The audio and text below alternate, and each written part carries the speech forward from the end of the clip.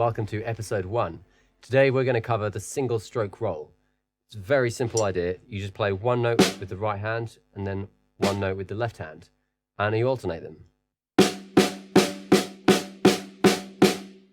If that's a new concept to you, then first thing I recommend you do is pause this recording and just have a go at that for 5-10 minutes. Just play alternating strokes. I was singing on the street, my little Roland at my feet.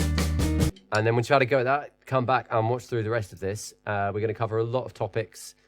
We're going to work through the basics of how to practice a single stroke roll, and then we're going to look at some fundamentals of grip technique. Then we'll look at some movement ideas and some bigger postural ideas. And finally, we'll finish up with a bonus exercise for practicing each hand separately, the hands together, and then the single stroke roll itself, which is alternating strokes. So let's dive into the first section, which is how to practice a single stroke roll. So, single stroke roll. It's a very simple idea, as we covered at the start. You alternate strokes, one right hand, one left hand. And you can use this at a whole wide variety of tempos. It's very simple and therefore very versatile.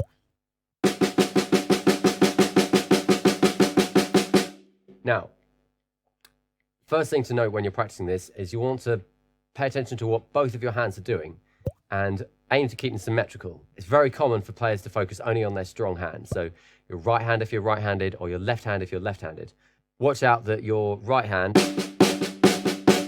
and your left hand are not at different heights and they are not moving in different ways. We want to start out from a point where we're aiming to keep this symmetrical. So what the right hand does, the left hand does a mirror image.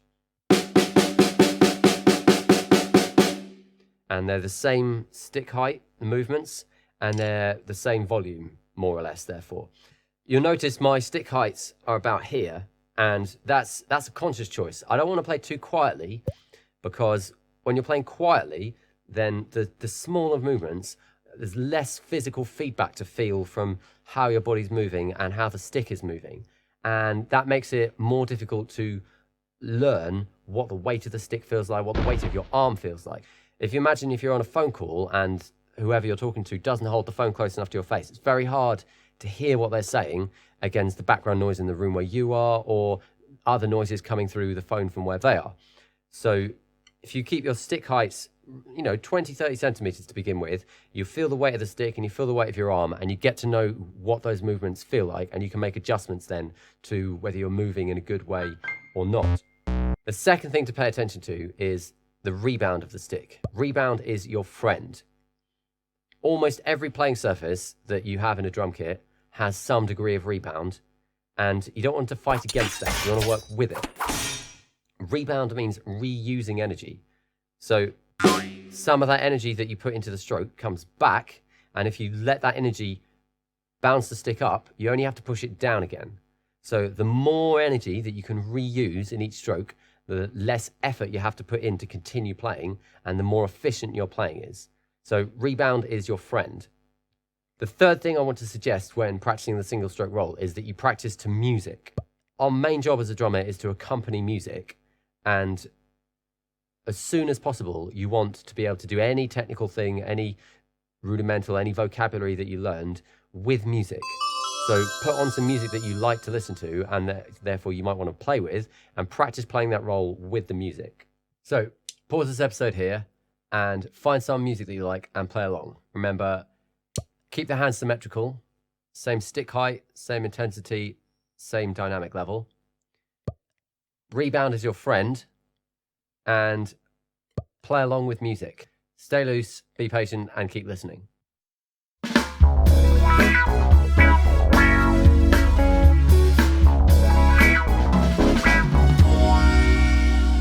So, you've spent a bit of time playing some single stroke rolls, and let's take a closer look at the grip now. So that's how you're holding the stick.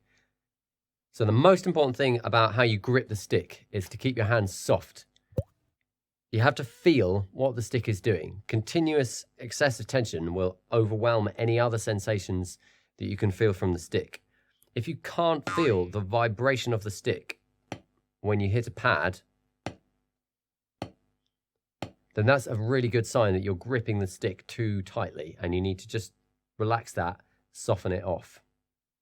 The second important point about grip is that the index finger isn't for gripping, it's for indicating. That's why we call it the index finger. It points at things.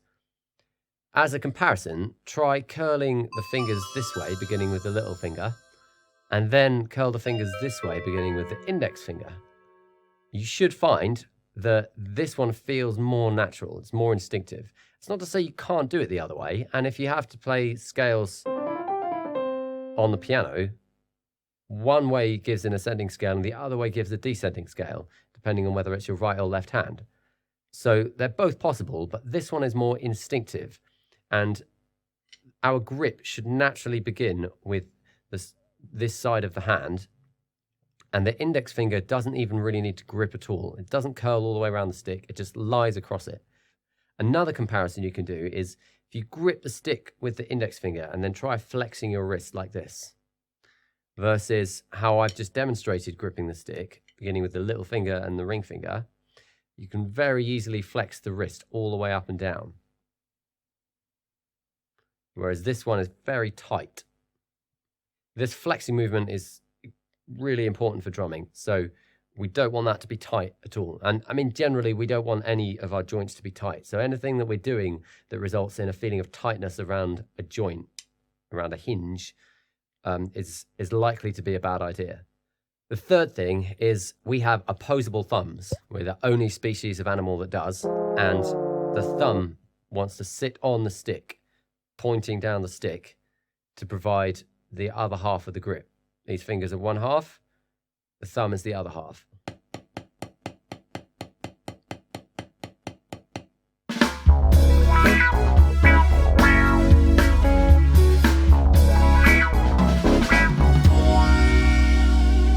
So we've covered how to grip the stick. Now we want to talk about how you move when playing a single stroke roll. First thing to do is put the sticks down and think about how you move without the sticks. So put your hands on your legs and try playing that single stroke roll just by slapping your hands against your legs. You can try that on the pad as well, but you should find that it's very natural to flex the wrist like this. And that's the same movement that we want to use when we're playing a single stroke roll on the snare drum in front of us. So make sure you notice how that feels before you pick the sticks up again. The second movement exercise we want to do is take the drumsticks and hold them as if they're a sword, rather than how I was showing you a minute ago. Pointing vertically with the thumb around the stick, nice and loose still. And then roll the sticks over to the side so they're pointing horizontally, and roll them both the other way. I call this exercise windscreen wipers. It's kind of like windscreen wipers on a car. Yeah. You should find that you're rotating your wrist, and that rotation extends back to the elbow. Watch out that you're not lifting the elbows up like this. This isn't a wrong way to move, but if you're moving like this, then you're not actually exploring the full range of movement that you can do with your wrist. And in the kitchen, you have different spices in different jars, and you can use them together in a mixture like Cajun spice mix, or you can have separate ones like oregano. And if you have separate oregano in a jar, you can add more oregano if that's what you want in a dish.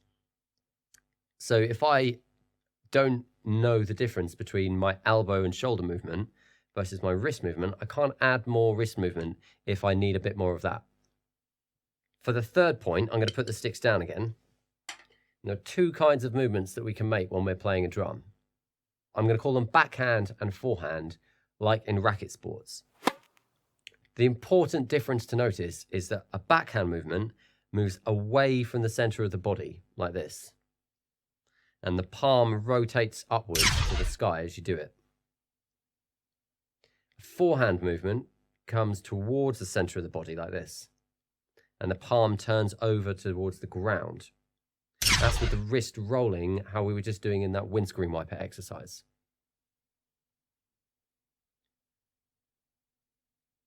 This is a forehand movement with the left hand, and then this is a backhand movement. So this is very much related to the windscreen wiper exercise, but it's a bit more generalized now. We're not focusing just on what the wrist is doing. We want to think about the whole arm movement. So here's both arms making a backhand movement away, and here's both arms making a forehand movement towards. This distinction of forehand versus backhand is more important when we're playing the whole kit than when we're only playing the snare. But I would like to draw your attention to the difference between forehand and backhand on the snare. If I play the snare drum with a forehand movement with both hands, then you can see the space that my sticks move into is away from each other like this. So this area over here is the space for my right hand stick, and this area over here is the space for my left hand stick. And that means that they've got their own area to move in and out of as I play an alternating stroke roll, single stroke roll. On the other hand, if I play with a backhand movement into the drum, a backhand stroke with my right hand comes from the center of the body outwards away. And the same thing is true of the left hand. That means that they're somewhat competing for this central space. That's not to say you can't play a backhand stroke on the snare drum or a backhand roll. And there are plenty of drummers who play this way. But I find that playing a backhand roll on the snare is tighter and more restricted than playing a forehand roll. The best way to check whether a forehand or a backhand movement is more appropriate for playing a surface is to think about where that surface is in relation to our elbow and a line extending from our elbow out through the middle of our hand. So here's my forearm, and then here's that line continuing. Anything that is on the outside of that line, we're going to want to play a backhand stroke. So the toms, they can naturally be played with the backhand stroke and the ride cymbal, and this is very, very typical for jazz ride playing.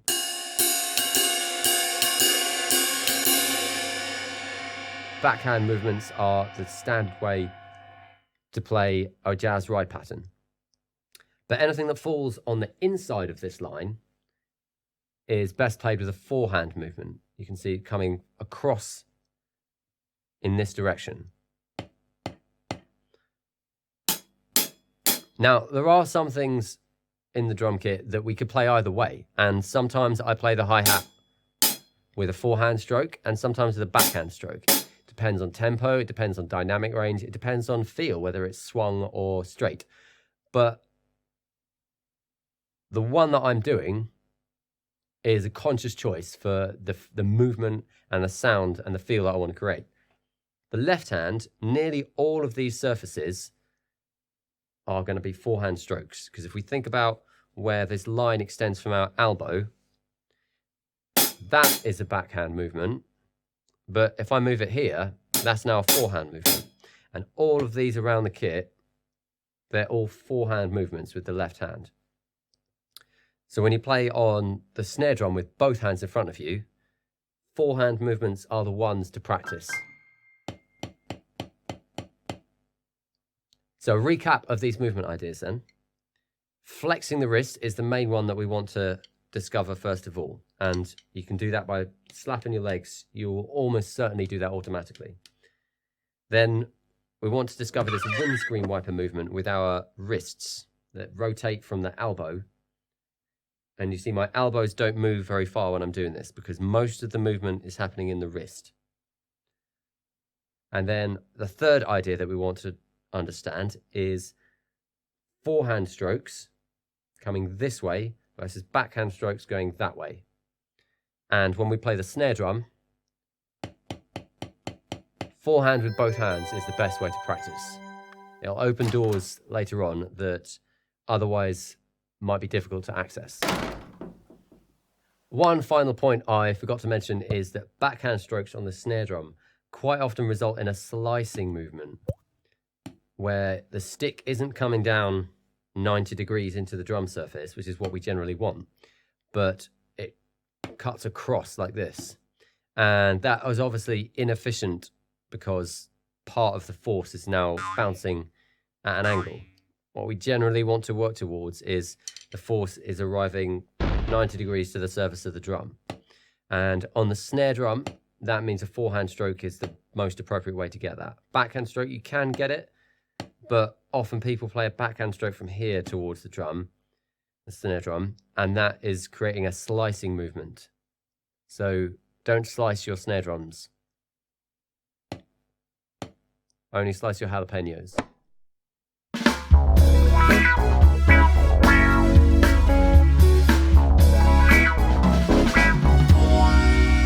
So we've covered the basics of practicing a single stroke roll, and we've covered how to grip a stick, and we've covered how we want to develop our movement to play drum strokes.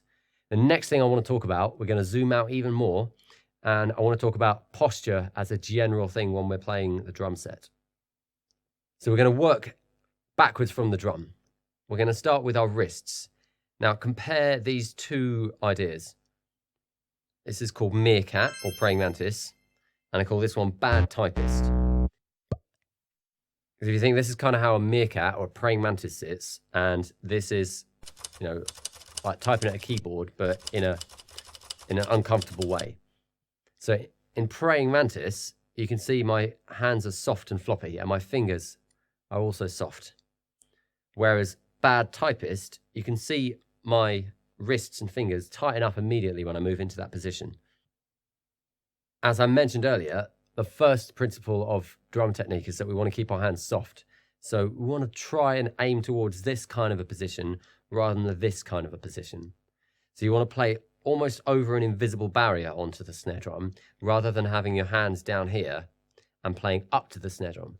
That's partly going to be in how you set the drum kit up. If you have the drum very low, or if I stand up, you can see now I kind of move into bad typist. Whereas sitting down, I have my snare drum at a height that I naturally, in order to get the sticks level with the drum, so I hit almost parallel with the surface, my wrist is very, very slightly elevated. I don't play like this onto a table that's too high, but the key thing is that in thinking of the two as extremes, we want to tend towards praying mantis rather than tending towards bad typist. So that's wrists. My elbows, you can see they're not raised out to the sides like chicken wings. They're not pinned in to my rib cage like a straitjacket either. To find that comfortable, relaxed position for your elbows, try dangling your arms down by your sides. And then if you imagine you've got puppet strings, marionette strings through your wrists, just bring your wrists up like that and think about where your elbows want to hang. You can see I'm doing that with my forearms. I'm not picking my whole shoulders and my elbows and my wrists up together. Just picking my wrists up and then trying to feel where my elbows want to dangle. Then when I take the sticks, that's that same position. Want my elbows to just sit in the same place. And then shoulders, don't hunch the shoulders up. Don't pull them down either. Don't roll them back. Don't force them forwards. We want to be in this average shoulder position, nice and relaxed. Average is in the middle of all of these possibilities. So a good way to check that is just give your shoulders a little roll round in each direction. Maybe give them a little turn and just find out where it feels like they want to come back to, that's in the middle of all of those movements. So finally, we've moved up from the stick to the shoulders. We want to think about how our pelvis is sitting on the drum seat. So the most common thing I see is that drummers slouch like this. And you can see my whole spine is now kind of curling like a C almost. And that gradually is going to make the middle of your back and the upper part of your back tighter. And if you exaggerate that, you can feel that really starts to tighten in the middle of your back there. Now, the other extreme, you don't want to overcompensate and roll your pelvis too far forwards. And then you feel it begins to tighten at the base of your spine, just where it's joined onto the pelvis. So you can try rolling your pelvis in the seat and feel when you're, again, at that middle kind of position that you can sit on that relaxed, but you're not slouched and you're not overly kind of pushing forwards like that. And that's where you want to keep checking in that you're coming back to that position whenever you're just sitting at the drums. And then when you move off to play anywhere, there might be adjustments and it's not a static position that you sit in, of course, but this is the home starting position that should be comfortable and relaxed. So if we look now in this relaxed seating position at how the sticks come to the drum, you'll notice that there is an angle between the forearm and the stick itself. Common things I see drummers doing are either gripping the stick like this so that it makes a straight line, or trying to turn their wrist outwards so that it makes a straight line. I'm looking here at the elbow to the wrist to the tip of the stick. They don't form a straight line. There's an angle here at the hand.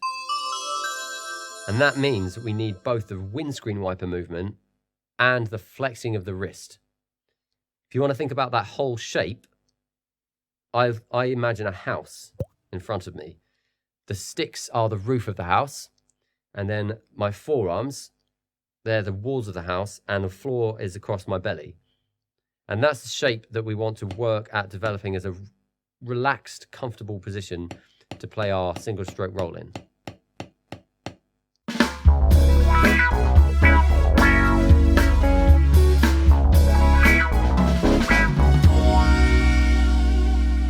So one final recap then. We've covered alternating strokes, a single stroke roll, how to practice that. We've covered how you grip the stick. We've covered movement. Now we've covered posture. And to finish up, I'm going to give you a bonus exercise that is good for practicing each hand separately, the hands together, and then a single stroke roll. And that way you're having some focus on each individual hand, and then you can compare the two hands together and then finish up with the roll itself as the end objective that we're working to improve. It's a very simple idea. 8 notes with each hand, 8 notes together, and then 16 notes because we double up when we hit the full single stroke roll. So 1 and 2 and 3 and 4 and 1 and 2 and 3 and 4 and 1 and 2 and 3 and 4 and 1 and 2 3 and 4 and 1 and 2 and 3 and 4 and 1 and 2 and 3 and 4 and 1 and 2 and 3 and 4 and 1 and 2 and 3 and 4 and 1. And that's it. That's the exercise.